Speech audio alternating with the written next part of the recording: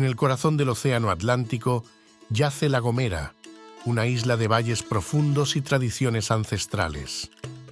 Antes de la llegada de los europeos, la isla se dividía en 4 cantones: Mulagua, Ipalán, Orone y Agana, cada uno con su propia identidad y gobernado por sus propios líderes.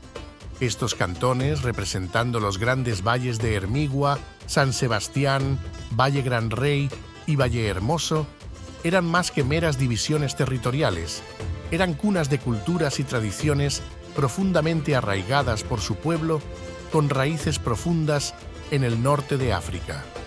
La Gomera, habitada por los gomeros o gomeritas, conserva tradiciones indígenas únicas.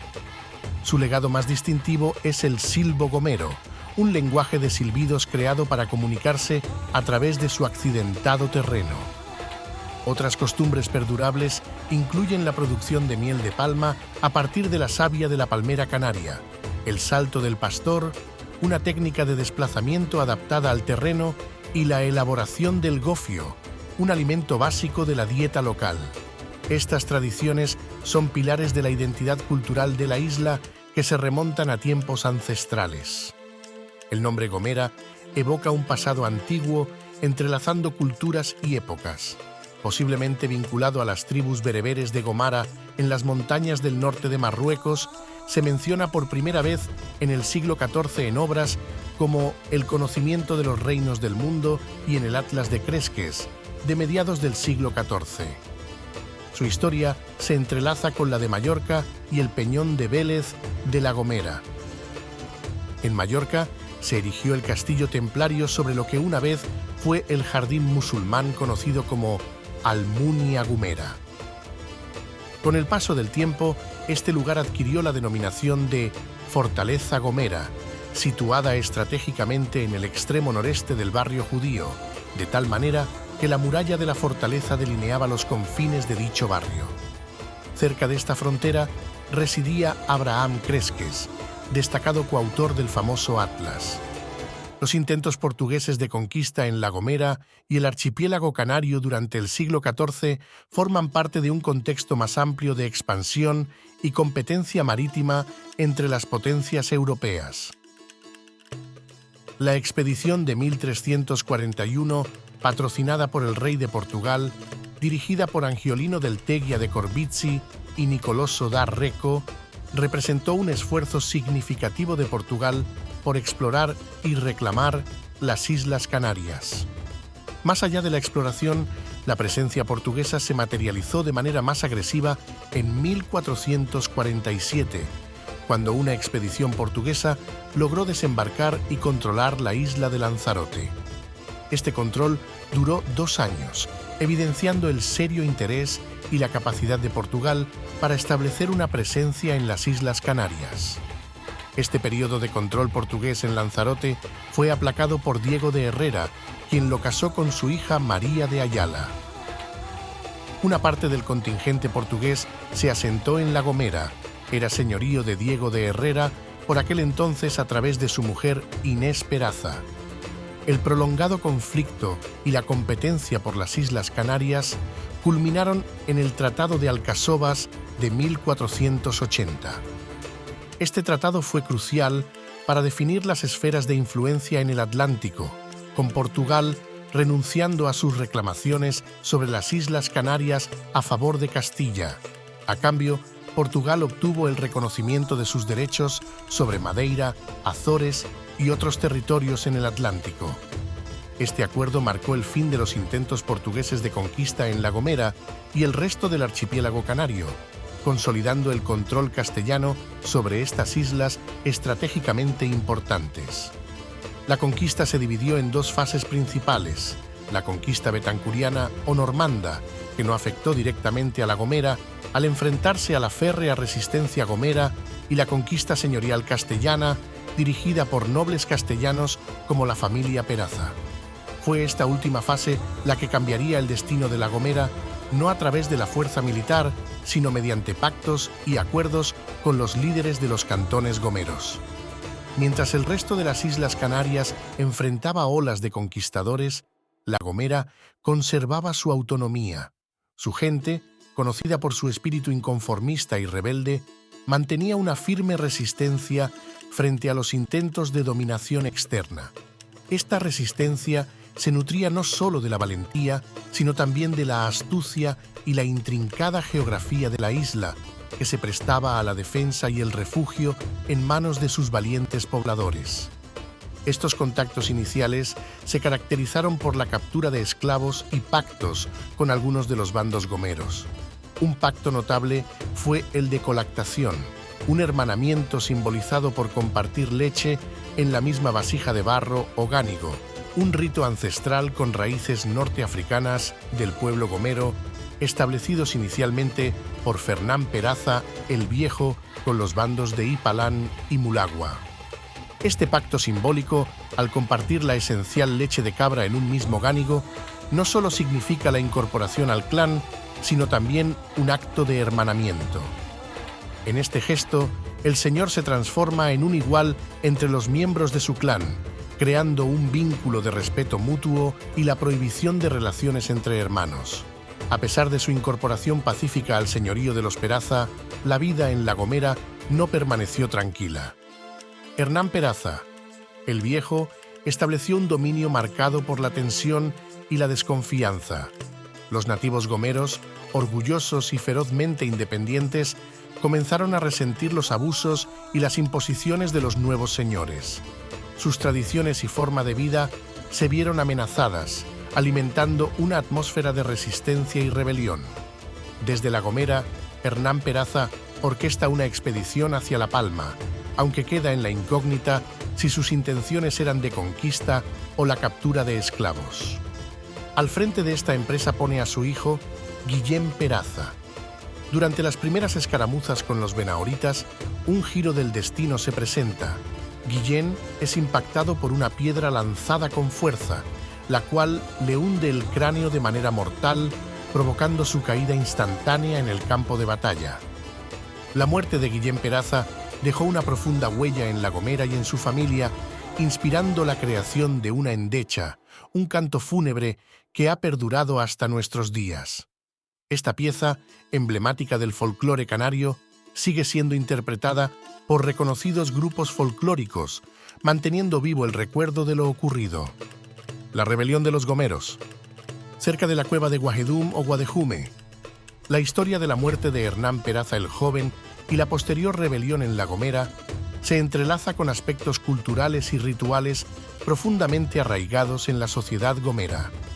Hernán Peraza el Joven, a pesar de ser consciente del pacto de colactación establecido por su abuelo con los gomeros, había mantenido una relación amorosa con Ibaya, considerada su hermana bajo los términos de dicho pacto. Esta relación era vista como una grave transgresión por los gomeros, ya que infringía las normas de convivencia y hermandad establecidas en el pacto. Upalupa, padre de Ibaya, y un anciano respetado encargado de vigilar el cumplimiento del pacto entre bandos, al enterarse de la relación, decidió tomar medidas drásticas.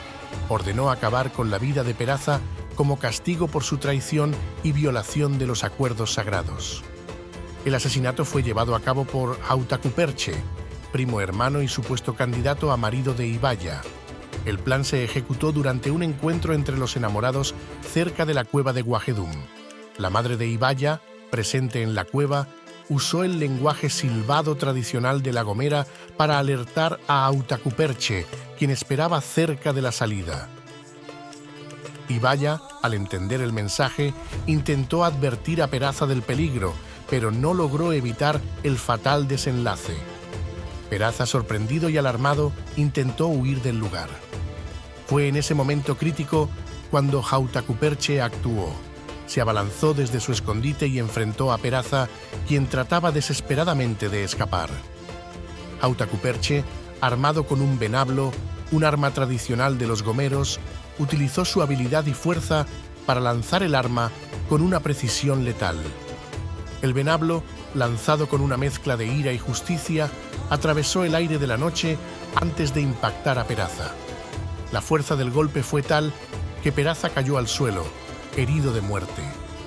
Mientras tanto, el escudero de Peraza, un gomero del bando de Orone, es advertido por Ibaya con una de las pocas frases completas en idioma nativo que ha llegado hasta nuestros días, Ageliles juxaques aventamares, que se traduce como «Huye, estos vienen por ti».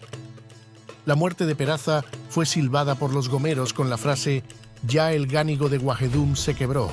Retumbó en los barrancos, indicando el fin del pacto y el comienzo de la revuelta. Los gomeros también mataron al paje que acompañaba a Peraza e iniciaron la persecución del escudero, un gomero del bando de Orone, hasta la torre de San Sebastián, donde se encerró junto a su señora. Al recibir la noticia del asesinato de su esposo, doña Beatriz de Bobadilla quedó consternada y deseosa de impartir justicia. Sin embargo, temía por su vida, consciente de la numerosa participación en el crimen. Decidió redactar una carta al gobernador relatándole el homicidio de su marido y su confinamiento por miedo a ser también asesinada. Imploraba su rescate a manos de los conquistadores para sancionar a los responsables y obtener su liberación. Pedro de Vera, conmovido por la carta, movilizó a los conquistadores dirigiéndose a La Gomera con un contingente de 400 hombres. Halló a Beatriz encerrada en una torre, vestida de luto y sumida en profundo dolor, a quien consoló. Planificando cómo capturar a los asesinos, acordaron realizar primero honores fúnebres para el difunto y emitir un edicto en la isla exigiendo la asistencia a dichas honras bajo la amenaza de ser considerados cómplices del homicidio. Tras el anuncio, se presentaron aquellos que se consideraban inocentes. Concluidas las honras, con la ayuda de Pedro de Vera, fueron detenidos para evitar rebeliones al ver ajusticiar a sus familiares y allegados. Asegurados los prisioneros, Pedro de Vera y Beatriz de Bobadilla, ante un escribano público, iniciaron las indagaciones, identificando a los culpables pertenecientes a los bandos de Ipalán y Mulagua, refugiados en Garajonay. Vera, junto a sus hombres, convocó a los sospechosos para que confesaran, advirtiendo que, de no hacerlo, serían tratados como asesinos. Ante la negativa de comparecer, fueron cercados y capturados por la fuerza, resultando en numerosas bajas. Una vez controlada la situación, sentenciaron a muerte a todos los varones mayores de 15 años. Muchos fueron ejecutados de formas brutales, mientras otros eran arrojados al mar, atados y con lastres. Los menores de edad fueron embarcados en el navío de Juan Cota para ser explotados por su valor. Adicionalmente, Pedro de Vera conservó la investigación para actuar en consecuencia con los gomeros en Canaria, quienes habían incitado al asesinato. Tras despedirse de Beatriz de Bobadilla, llevó el proceso a Canaria y en secreto ordenó a los alcaldes de Gáldar y Telde que capturaran a todos los gomeros en la zona. Con gran eficacia, capturaron a casi 200, a quienes condenaron a muerte, llenando la región de horcas y empalizadas y arrojando a muchos al mar, atados y lastrados. La desavenencia entre el obispo don Juan de Frías y el gobernador Pedro de Vera surgió cuando el obispo se opuso a la venta como esclavos de jóvenes cristianos. De Vera justificó la acción argumentando que eran hijos de traidores. El obispo amenazó con informar a la corona y censurar a De Vera, quien, enfadado, amenazó al obispo con ponerle un casco de fuego. Este, dolido, viajó a España y se quejó ante los reyes, quienes desaprobaron el comportamiento de Vera y enviaron a Francisco Maldonado como nuevo gobernador. Mientras De Vera buscaba el perdón real, su hijo Hernando, motivado por la pasión, difundió versos contra los reyes y huyó a Portugal. Muchos cómplices fueron encarcelados o exiliados, y Hernando fue condenado a muerte en su ausencia. La situación provocó tal aflicción en De Vera que enfermó de lepra y falleció poco después. En 1492, Cristóbal Colón inició su histórica travesía hacia América desde Palos, Huelva, eligiendo La Gomera como un punto de parada estratégico para avituallamiento. Aquí, Colón se aprovisionó de recursos esenciales como agua, leña y alimentos, incluyendo gofio y carne de cabra local. Durante su estancia en la isla, forjó una amistad significativa con Beatriz de Bobadilla, la señora de la isla. El 6 de septiembre de 1492, Colón zarpó de La Gomera, dando inicio a su viaje que culminaría en el continente americano el 12 de octubre, comenzando una nueva era.